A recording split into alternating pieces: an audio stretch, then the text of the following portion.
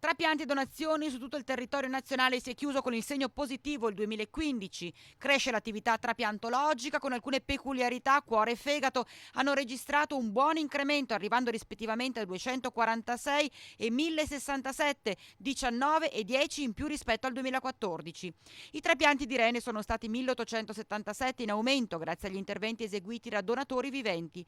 In tutto 3317 gli interventi eseguiti, 67 in più rispetto al 2014, 228 rispetto al 2013.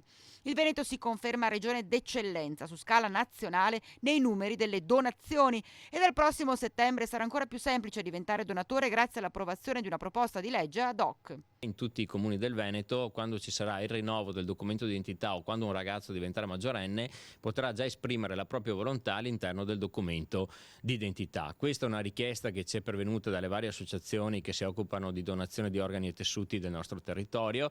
Stiamo parlando di un Veneto che è all'eccellenza anche per la donazione degli organi. Circa l'11% delle donazioni a livello nazionale provengono proprio da questa regione.